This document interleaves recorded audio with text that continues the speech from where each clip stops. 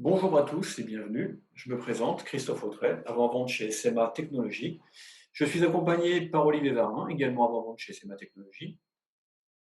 Bonjour à tous. Aujourd'hui, nous allons donc parler de containerisation, du cloud et l'automatisation. Voici donc un aperçu du programme de cette session. François vient de nous présenter le contexte actuel et les enjeux associés. Nous allons donc maintenant pouvoir nous pencher sur la containerisation et ses avantages. Nous nous intéresserons ensuite à l'automatisation et à l'ordonnancement de ce contexte.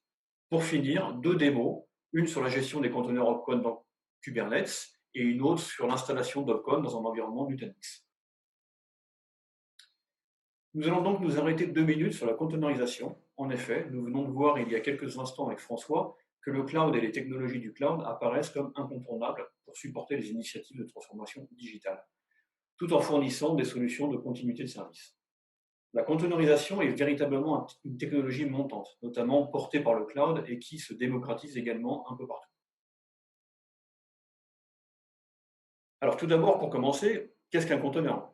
Un conteneur est une application packagée dans une image. Cette image inclut toutes les dépendances nécessaires à l'exécution de cette application et rien de plus.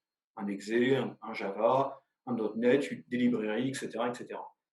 Cette image, on va pouvoir l'exécuter sur un moteur conteneur, tel que Docker, mais d'autres existent. Lorsque cette image s'exécute, elle crée une nouvelle instance que nous appelons un conteneur. Les images sont en principe mises à disposition à travers une image registrie. Docker Hub est la registrie publique en standard. Mais il est également possible d'héberger une registrie privée. Cette image est transportable et va donc pouvoir s'exécuter de façon identique, quel que soit l'environnement hôte, car elle contient tout ce dont elle a besoin. Lorsqu'elle s'exécute, elle est isolée des autres applications et de son hôte. Un parallèle peut se faire avec les machines virtuelles. Afin de gérer cet aspect isolation des applications pour des raisons de sécurité, de facilité de maintenance, de gestion et de partage des versions de dépendance, la pratique de création d'une machine virtuelle par application est devenue monnaie courante ces dernières années. Le souci avec les VM, c'est que chacune de ces machines contient son propre OS, ce qui rend la solution assez lourde et coûteuse en ressources. Pour chacune des applications, il est nécessaire d'y allouer des ressources indispensables à la couche OS, CPU, mémoire et disque. La containerisation a une approche différente. Un conteneur utilise le kernel de son hôte comme système de base. Il s'abstrait donc de la couche lourde OS dans chacune de ses instances. Cela permet de mieux optimiser les ressources de son infrastructure. Un conteneur est également bien plus léger pour les mêmes raisons, pas de couche OS, juste l'application cible et ses librairies.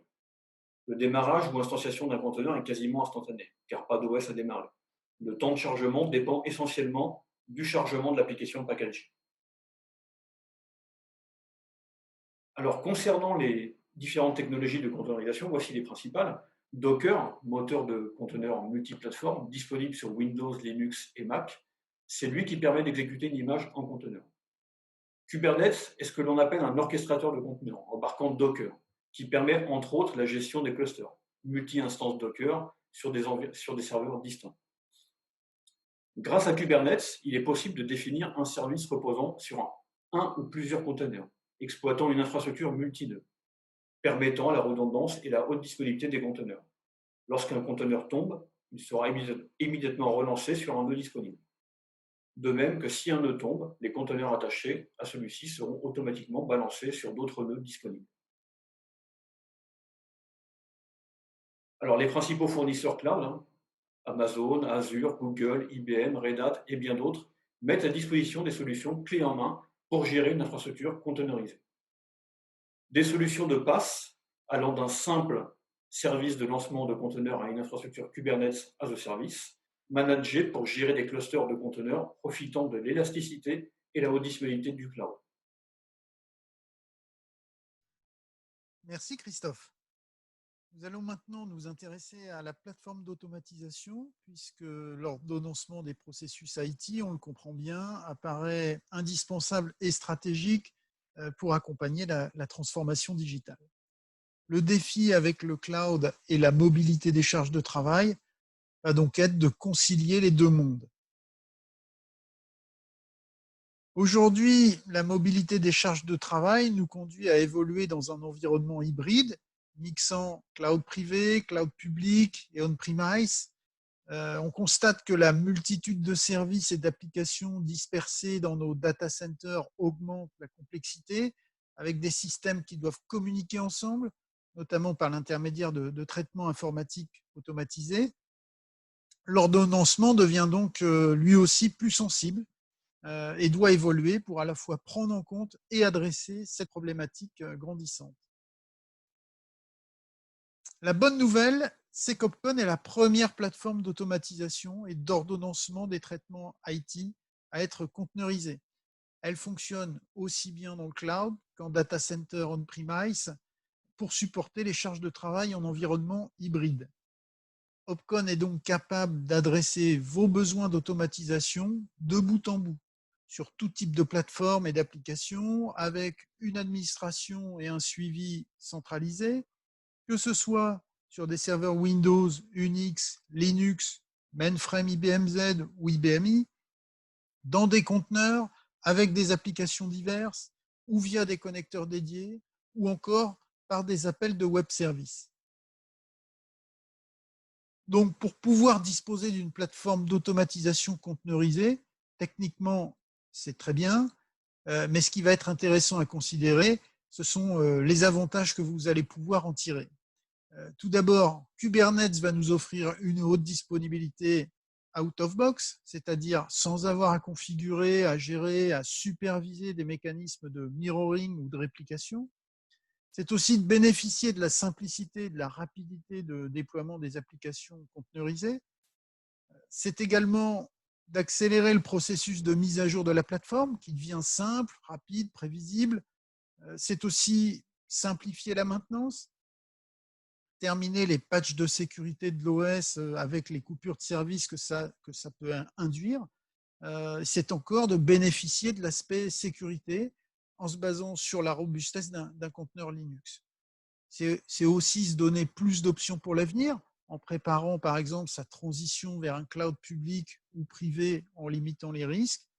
Et puis enfin, c'est aussi d'ouvrir les usages à de nouvelles pratiques.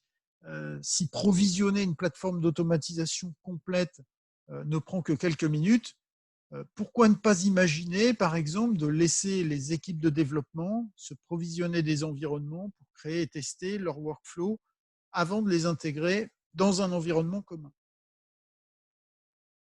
Voilà, Opcon est donc la plateforme qui permet de répondre aux enjeux de l'hybridation. Et comme vous le savez déjà, notre ordonnanceur Opcon est à la fois multiplan et événementiel. Nous fournissons une fonctionnalité agentless pour Windows et Linux qui permet de lancer des traitements distants sans avoir eu besoin d'installer d'agents. Nous disposons aussi de toute une palette d'intégration vers de multiples ERP, d'applications et de systèmes, notamment mainframe, IBMI, BMZ et Unisys. Nous avons développé un connecteur universel web service avec un système de templates qui permet de s'interfacer rapidement, sans développement, avec tout type d'application fournissant une API HTTP. La plateforme embarque également un système de transfert de fichiers intégré et fournit aussi une API REST avec plus de 120 web services ainsi qu'une interface web qui s'adapte à tout type de terminaux. Nous allons maintenant vous proposer deux démos. Une démonstration d'Opcon sous Kubernetes dans Microsoft Azure, puis une deuxième démo d'Opcon dans un environnement Nutanix. Avant de passer à la première démo, rappelons tout d'abord les avantages de la plateforme Opcon sur Docker, parmi lesquels nous allons retrouver la mise en œuvre et l'installation de la plateforme simple et rapide, avec en effet la création d'un environnement Opcon complet et disponible se réalise en 2 ou 3 minutes. C'est reproductible et automatisable. Donc, si on a besoin de déployer cet environnement plusieurs fois pour disposer, par exemple, d'un environnement de test, d'un environnement de pré-prod et d'un environnement de prod, on pourra le faire de manière simple et rapide.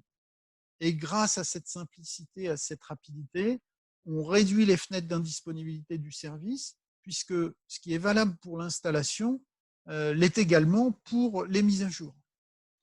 Et puis enfin, la portabilité de l'environnement d'une infrastructure à une autre, puisqu'en effet, on peut tout à fait créer cet environnement sur un PC, tout comme on peut également le créer sur une plateforme cloud. C'est ce que nous verrons d'ailleurs tout à l'heure dans la démonstration. Nous allons maintenant nous intéresser à la plateforme cloud Kubernetes que nous allons utiliser lors de la démo, voir ses principes de fonctionnement et puis ses avantages. Je vais d'abord rapidement vous expliquer les concepts qui sont utilisés dans la vidéo de mise en pratique. Nous allons utiliser un service Kubernetes sur Azure avec un pool de nodes. Le node est en fait un serveur d'exécution de conteneurs orchestré par Kubernetes. C'est ce qui va permettre la distribution et la répartition de charges, mais aussi la redondance, par exemple en cas de perte d'un node.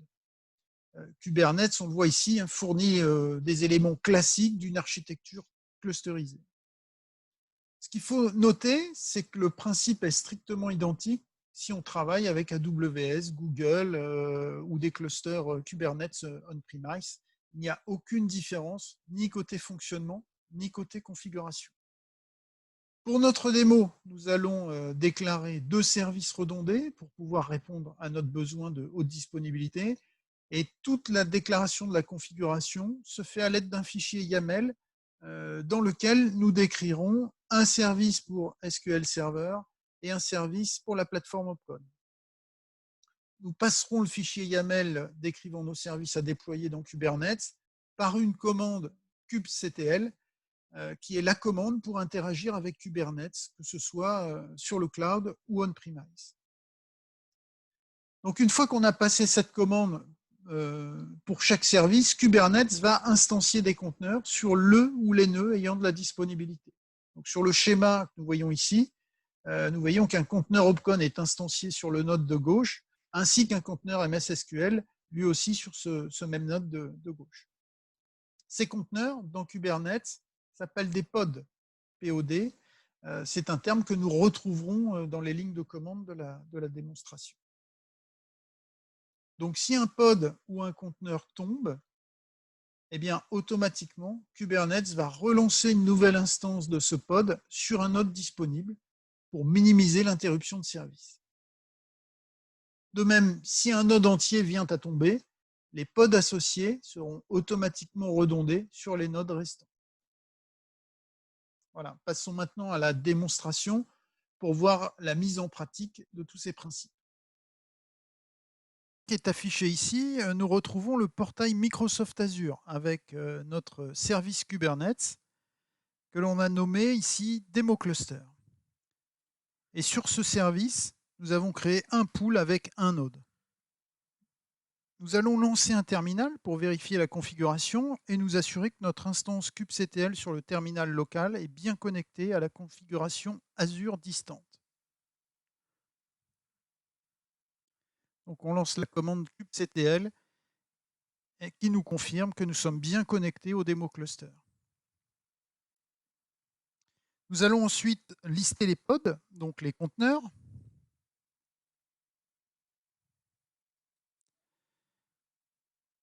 Et nous voyons que pour l'instant, il n'y a aucune ressource à afficher, donc aucun pod ne tourne sur cette instance Azure. Ici, nous retrouvons le fichier YAML dont on parlait tout à l'heure et dans lequel sont décrits les services. Donc un service MS SQL avec un jeu de réplica et l'image Docker pour SQL Server sous Linux, et ensuite un service Opcon avec un jeu de réplica et notre image Opcon.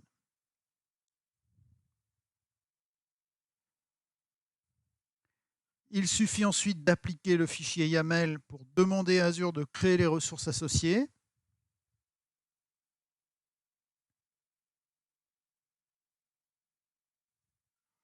Donc là, on peut voir qu'Azure a bien pris en compte le fichier YAML et a créé les ressources nécessaires au bon fonctionnement des services. Donc maintenant, nous allons lister les pods.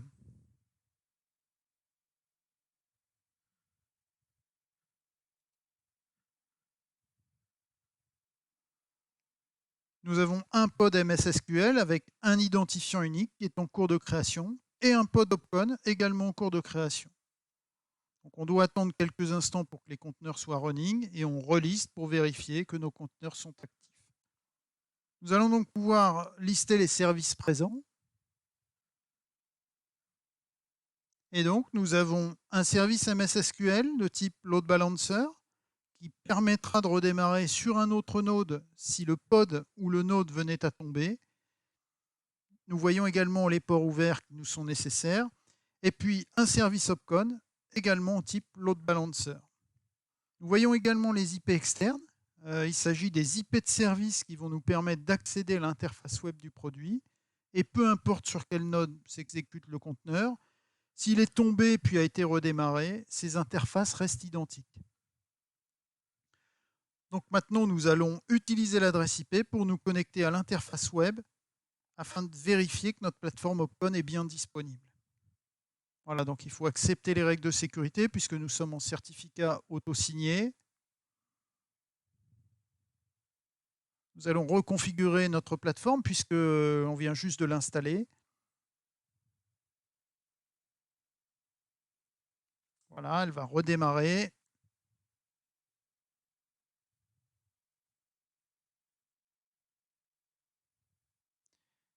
Nous nous reconnectons. Et nous allons changer le mot de passe par défaut puisqu'il s'agit d'une nouvelle installation. Et on voit que l'application est opérationnelle. Nous allons mettre au plan un workflow d'utilitaire pour voir si tout fonctionne correctement. Et voilà notre workflow avec un job de purge. Ce que nous allons faire maintenant, c'est que nous allons supprimer notre conteneur pour simuler le crash du conteneur Opcon et donc vérifier qu'on a bien une continuité de service. Donc ce que nous allons faire, c'est d'abord récupérer notre liste de pods pour retrouver l'identifiant unique du conteneur Opcon.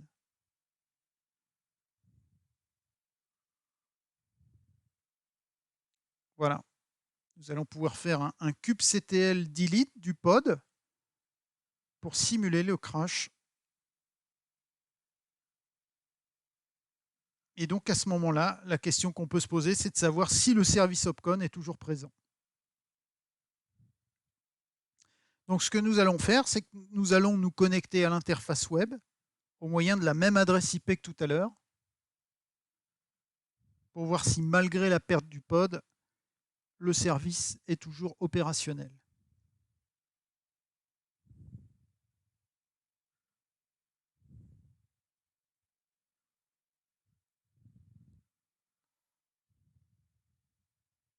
Voilà, nous y sommes. La plateforme est toujours opérationnelle. Cette fois-ci, il n'y a rien à configurer puisque nous l'avions déjà fait tout à l'heure. Et notre workflow est toujours au plan avec son job. Donc automatiquement, notre pod a été relancé. On va pouvoir aussi le vérifier en listant les pods.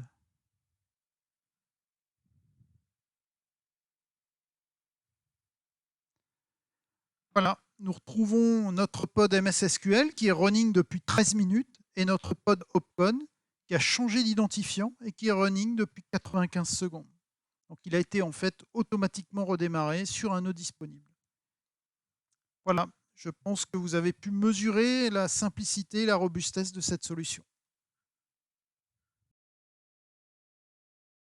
Merci Olivier. Nous allons maintenant passer la parole à Pascal Clément, consultant chez SMA, qui va nous faire la démonstration d'une installation Opcon dans un environnement Nutanix. Mais juste avant, une petite intro sur Nutanix, qui est l'un des leaders des infrastructures hyperconvergées, mais c'est aussi un champion du cloud hybride, avec notamment ses outils Calm, Carbon, Buckets ou Era. Vous gérez votre infra on-premise comme dans un cloud privé. Dans cette démo, vous allez assister à la création d'un serveur Opcon sur Kubernetes dans un cloud privé Nutanix. Pour cette création, nous allons donc nous servir des outils cloud que Nutanix propose, c'est-à-dire Carbon, le Kubernetes embarqué Nutanix, et Calm, l'outil de déploiement d'applications en mode DevOps. Donc, je te laisse la main, Pascal, pour cette petite démonstration. Alors, nous allons maintenant créer un serveur Opcon sur Kubernetes dans un cluster Nutanix. Alors, pour cela, nous nous connectons sur la console Prisme centrale qui héberge Calm et Carbone sur notre système Nutanix. Sur la console, nous accédons au service Calm et à sa marketplace. Et dans cette marketplace, nous avons importé via un blueprint notre application Opcon sur Carbone. Donc, nous le lançons, il suffit de lui donner un nom, on va dire Opcon, et on crée. Et c'est parti, Calm est en train de nous créer tout ce qui est nécessaire à l'installation de notre serveur. Donc, la Carbone Calm nous a transféré sur l'application. On voit qu'elle est en mode provisioning, c'est-à-dire qu'on est en train de créer tout ce qui est nécessaire. Donc, on va commencer par créer des volumes persistants, les PVC. Donc, ce sont des volumes persistants de disques sur Kubernetes. Donc, on peut aller voir dans Carbone, sur notre environnement Kubernetes de Carbone, et on va dans volume, on voit que nos volumes ont été créés. Opcon config, Opcon data, Opcon log, tout est là pour stocker nos données. Maintenant, si on retourne dans Calm, on va voir notre application Opcon. Elle est toujours en cours de création et on voit que ça avance. Bon, on accélère un petit peu parce que ça prend un peu de temps. Maintenant, si on va voir les services, notre pod Opcon a déjà une adresse IP, donc on va interroger cette adresse et bien sûr, on va tomber sur notre serveur Opcon et son interface web Solution Manager. Donc là, on se connecte avec l'utilisateur au CADM et on configure l'accès au serveur. Donc une fois connecté, on rentre le user et le serveur, comme c'est la première connexion, il va nous demander de changer le mot de passe. Donc on lui donne un nouveau mot de passe, on confirme et on va pouvoir accéder voilà, à notre console web d'Opcon. Bon, il n'y a pas de job ni de schedule en cours, mais on a un agent qui est là, configuré, on peut le démarrer. Et voilà, il est opérationnel. Maintenant, si on retourne à notre console Nutanix, on va voir le service MS SQL. Lui aussi a eu une adresse IP qui a été attribuée par le load balancer. Donc, on peut configurer aussi notre console Enterprise Manager avec cette adresse IP pour accéder à notre Opcon. On lui met le mot de passe qu'on vient de donner au CADM et on accède à notre console. Voilà. Bon, il n'y a pas grand-chose à aller voir pour l'instant. On peut aller voir notre machine qu'on a démarrée tout à l'heure. Elle est bien présente. Et si on regarde sa configuration réseau, on voit qu'elle est configurée avec l'adresse IP 127.0.0.1, qui est donc l'adresse localhost, qui est l'adresse locale dans le container Opcon. Voilà.